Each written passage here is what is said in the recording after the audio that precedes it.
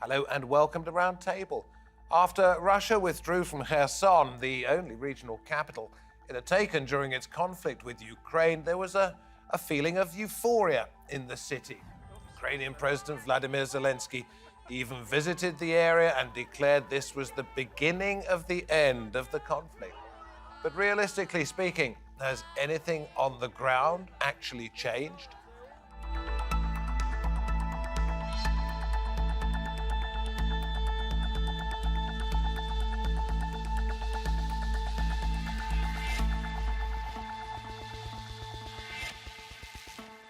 Very good to have your company. I'm David Foster.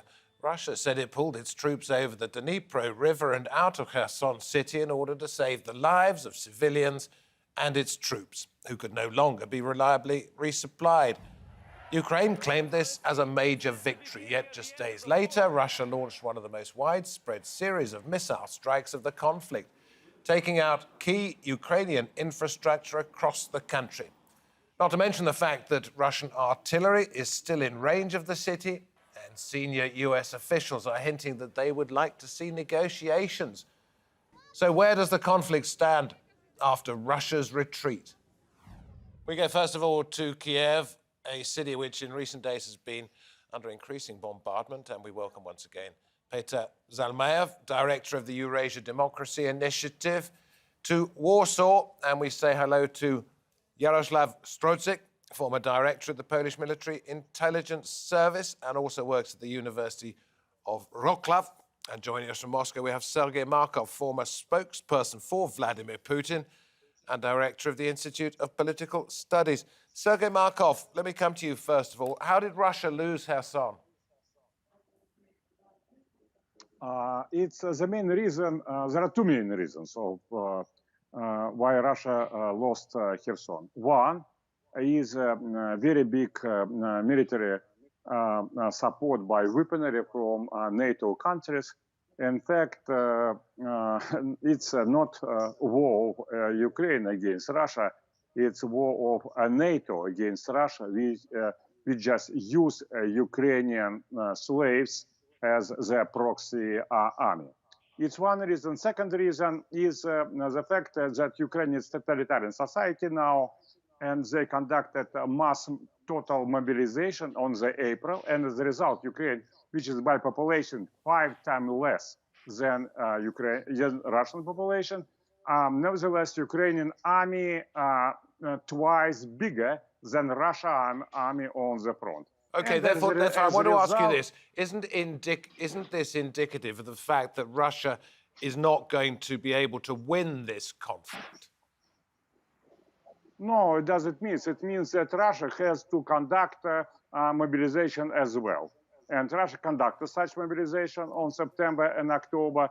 Now these 300,000 people in the training centers and ready to go to the army. Some of them already come to the army, and as a result, Russian army to the beginning of December, middle of December, will be not twice less than Ukrainian army on the front, but will be on some 50% bigger than Ukrainian army. And after this, we expect that the Russian army will go forward and will restart liberation of Ukrainian regions from the key Okay, I'm going to try and bring everybody in as quickly as possible. Yaroslav, I'll come to you in just a moment after we hear from the commander of Russian forces in Ukraine talking about abandoning Kherson.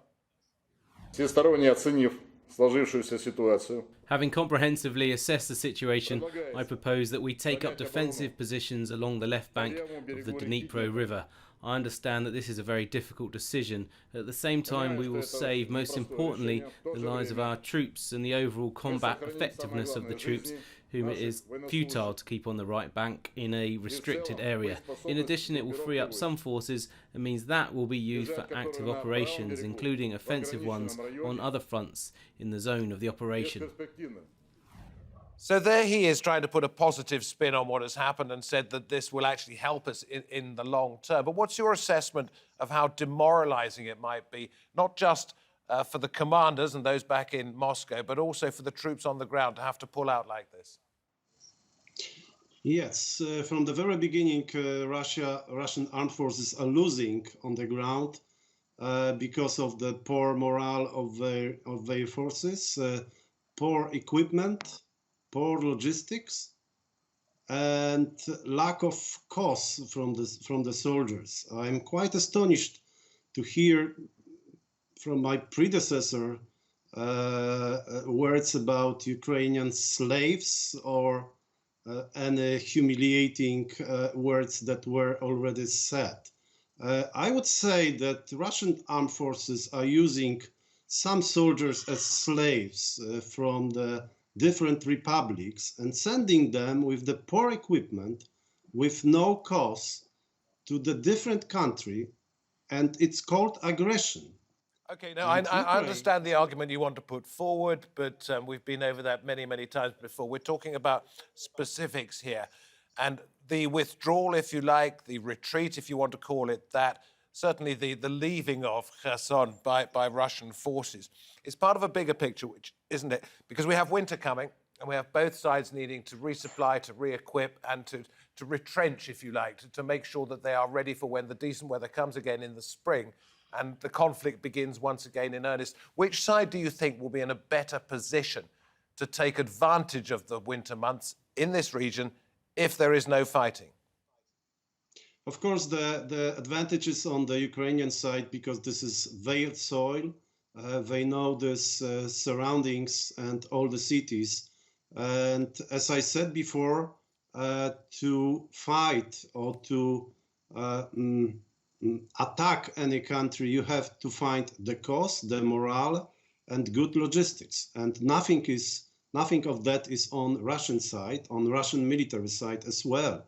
So of course, it seems like we have a stalemate on the ground. The moves are not so, let's say, big and fast at this moment.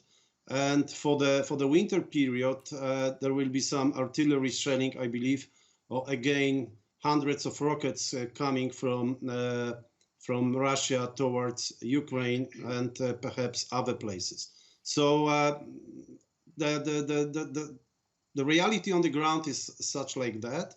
Of course, there will be some talks between politicians because let's be clear, politicians or one politician from Russian side starts the war, and politicians are finishing all the wars all over the world. Okay, let's bring Peter in. You're in Kiev. There have been more and more attacks in recent days compared to the last 4 or 5 months, but you're keeping an eye on events in the east of the country. I want to ask you this as we pull up a map that shows where Kherson is. Losing this fairly major city in the east is going to mean what to the Russians in terms of their overall strategy? Well, it means that they're going to have to regroup once again, just like the retreat in April, retreat from Kiev when they had to change their, overall strategic objective. They threw their troops to the east, to the eastern parts of Donbass. They decided that that's where the greatest chance of any sort of advancement lay, and they knocked out a few cities there.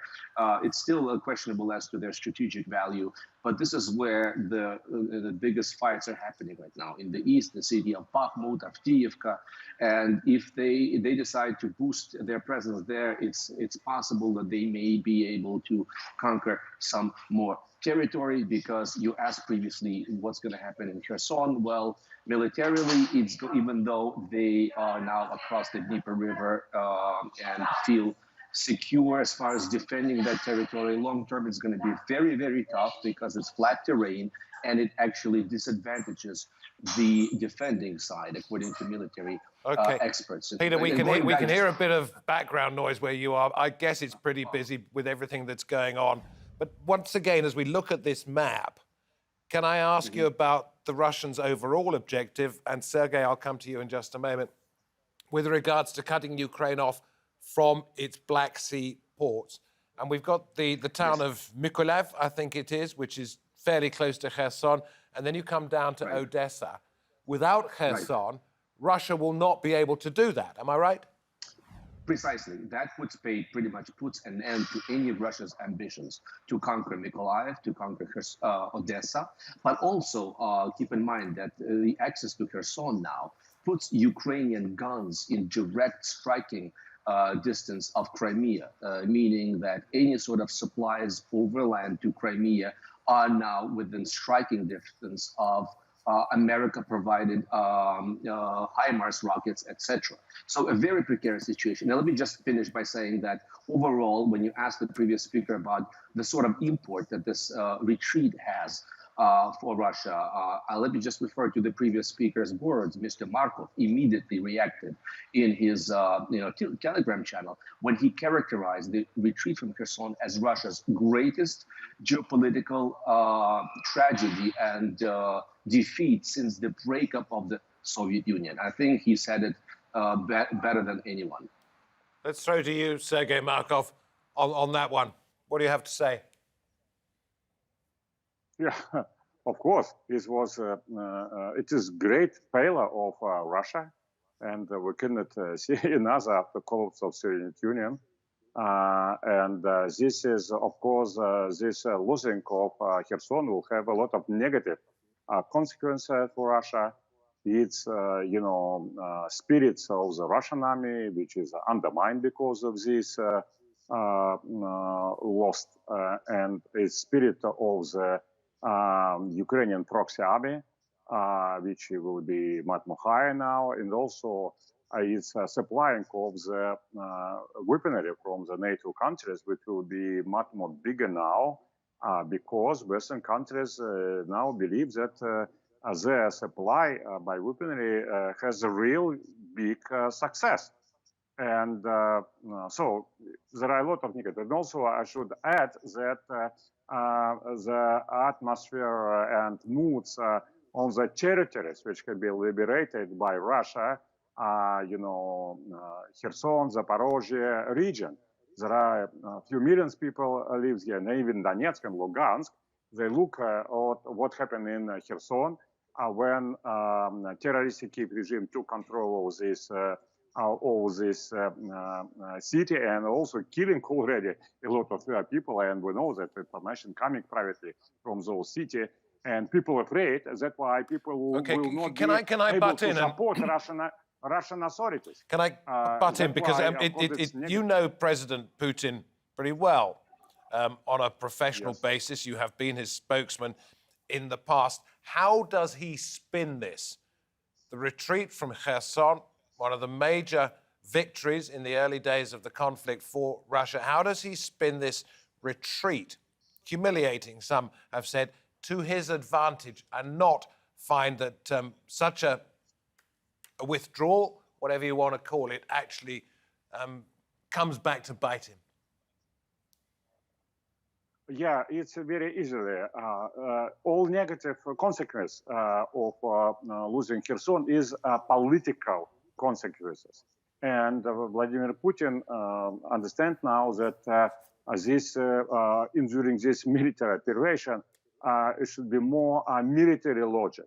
So from military point of view, Russia saved a lot of troops, and Russia built a much more better line for the protection on the left bank of the Dnieper River. I'm going to ask Yaroslav Strozik, everybody knows in terms of what you've learned over this, how much danger is Putin in of seeing the crown jewel from 2014, the taking of Crimea, being lost as well as Kherson? And what do you think that would mean to him? Because now the Ukrainian troops are in a stronger position. They've got Kherson. Is Crimea in danger of being overrun by Ukrainians once again? It's quite hard to speak again after my predecessor and hearing so much of Russian propaganda. Coming to your question, the question is, and there are no terrorists in Ukraine. Let's be honest. Coming to your question, it will be quite hard for the Ukrainian armed forces to liberate Crimea or to get back Crimea. From the military point of view, from the strategic point of view, and political point of view.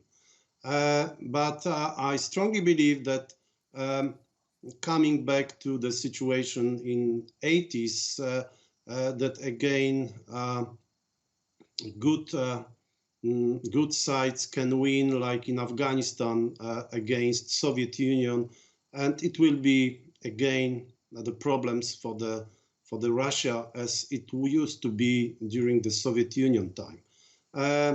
But let's be honest, even with the weaponry which is really supplied by not only NATO countries, by countries all over the world, Australia, New Zealand, some other countries, Japan is engaged. So this is not NATO country. Okay, but there is, and we're going over old ground again. If you bring that up, I would say the same to Sergei Markov about that old ground. Let's try and look at this from a new point of view. It's going to be a long, cold winter, probably, in that area. And Europeans are probably going to find themselves facing an energy crisis that's more severe than it is today. Public opinion may shift. I've spoken to some leaders in Italy in the last week or so who were talking about the fact that they no longer felt the public was behind them, supporting Ukraine to the extent that it has been. So that may well shift. That could play to Putin's advantage, couldn't it? That's a clear advantage, a clear, I would say, something what he is waiting for, the harsh winter, and then to decrease the support from some countries and taking care of themselves because of the energy of inflation, something which is also caused by the war, by the Russian aggression on Ukraine. So Peter, that's Peter, you're nodding in agreement with that sentiment. Is that something that you would be worried about, that the tide of public opinion could turn against Ukraine when it gets very cold? Well, listen, if Ukrainians can stand this, and we are very much on the brink of having all of our electricity cut off. Today, we had another couple of dozen rockets fired on Ukraine. And, you know, the Russian side, for the first time now, Mr. Peskov, Putin's spokesman, acknowledged that this is happening in order to force Ukraine to come to the negotiating table. It's lobbing rockets on civilians, you know, in order to wring concessions from Ukraine, which means negotiating on Russia's terms, simply because it's not having any success militarily. And the gas blackmail strategy is part and parcel of that. They're trying to divide. No, please. We have heard all of these arguments time and time again, and I think a longer program would be able to entertain them. But we're talking about Kherson, and we're talking about the current state of the conflict. So, Peter, my question is military support now going to the right areas other than Kherson? Is it going to where it is needed the most right now? Yes, it's going where it's needed. We've already gotten enough, military support that if it were to stop all of a sudden, we still have some time to go. I mean, we have reached parity with Russians in many areas, including Kherson. But Joe Biden just announced a new package of $37 billion before Republicans assume power in January. There's a lame duck session, a very good chance of that happening. And in Europe, no matter what Vladimir Putin's designs are and hopes are, even the right-wing government of Mrs. Meloni in Italy, she's saying all the right things. So far, yes, it's a precarious game, but so far the pro-Ukrainian front in the West has held firm. Okay, I'll come to you, Sergei, in just a moment, but I want to play two clips into the program from both this side of the Atlantic, that is the European side, and from the other side of the Atlantic, that is from the United States. President Zelensky, and then the chairman of the Joint Chiefs of Staff. This is the beginning of the end of the war. Of course, you see our strong army. We are step by step coming to our country, to all the temporary occupied territories. What next? Not Moscow. So the military task of militarily kicking the Russians physically out of Ukraine is a very difficult task. And it's not going to happen in the next couple of weeks unless the Russian army completely collapses, which is unlikely. So in terms of probability, the probability of a Ukrainian military victory defined as kicking the Russians out of all of Ukraine, to include what they define or what they claim as Crimea, the probability of that happening anytime soon is not high, militarily. Politically, there may be a political solution where politically the Russians withdraw. That's possible. So there you have the chairman of the Joint Chiefs of Staff, the senior military man in the United States, other than the president, saying he does not think Ukraine can militarily defeat Russia. If that's the case, what happens next, Peter? And Sergei, I'll come to you in a moment on that. Well, I think, first of all, let me just say that General Milley does not express the position of the political leadership, and there's been some kind of back and forth. No, but he knows a thing or two about fighting in conflicts and big battles, doesn't he? He says it can't be won. I think he spoke off the cuff. It's not the official position of the U.S. government, just to make it clear. Second of all, I think, we need to define what a military victory would be like. For Russia, I think a defeat would be being kicked back to the February 24th borders. Whether Ukraine will agree to that or not is debatable. But I think General Milley did not mean stopping right now. I think he may have meant Crimea being, sort of remaining in the frozen status, and the part of Donbass that was occupied in 2014 and 15. That at least would be a start for negotiations, like pre-February 24th borders. But Vladimir Putin is not showing any willingness to compromise, simply because if that were to happen, then what's all these thousands and thousands of deaths and thousands of sanctions and the ruin of Russian economy would be for? How would he explain it to his elites? So Sergei, that would be a defeat. Isn't it now time for those in the Kremlin advising Vladimir Putin to say, you've got to start talking seriously? You cannot take all the territory that you wanted before this all began. That's been proven by what happened in Kiev. That's been proven by what happened in Kherson. Now is the time to start talking before the Ukrainians say once again, we're not talking, we're kicking you out. Isn't this the opportunity? No. This opportunity will be if Russia will liberate two or three big Ukrainian cities. It's happened Minsk I and Minsk II agreement exactly in such case. After a big fail of Ukrainian army, immediately all European leaders will make telephone calls to Vladimir Putin. Okay, but that's not likely to happen when we've got the Russian forces leapfrogging the Dnipro River to get away from Kherson, is it? No military victory is likely for Russia in the near future if they're retreating from one of their prime targets. It's war. Sometimes in the war, not only taking territory, but also losing territory. As I already mentioned, now Russian army will be 2.5 times bigger than before, and we hope that Russian army will go forward. And now there are no chance for negotiation because of this, because Russian army will be bigger, and also because on another hand, United States condition, who is, in fact, we understand that we're fighting not against Ukraine, but against United States, which use Ukrainian slaves as their proxy. Okay, I'm going to have to stop you. We've only got a minute and a half left, and I'm going to a man who has listened to both sides of many conflicts in the past as a member of military intelligence. It happened to be the Polish military intelligence. My question to you, Yaroslav, is do you think both sides are already talking and we just don't know about it? I believe so. I could talk through different sources to include some, let's say, Russian oligarchs, which are, I believe, very disappointed with the current situation. But coming back to General Milley's words, that's something, of course, that's his opinion, but let's be honest, not always American generals were right, some of my friends, to include some opinions about Afghanistan. And I believe that even at the beginning of February, General Milley couldn't believe that Ukrainian armed forces will oppose Russian aggressor so easily, with such a success, so successfully. So this is something that could also change his mind. No, okay, I get that, but my question to you was, are they talking? And you said, yes, they probably are behind the scenes. And my question to end this program to you is, why do both sides now want the conflict to end when Russia says it hasn't achieved its goal and neither has Ukraine achieved its goal of kicking Russian forces out? Why is it vital for both sides that it end as quickly as possible?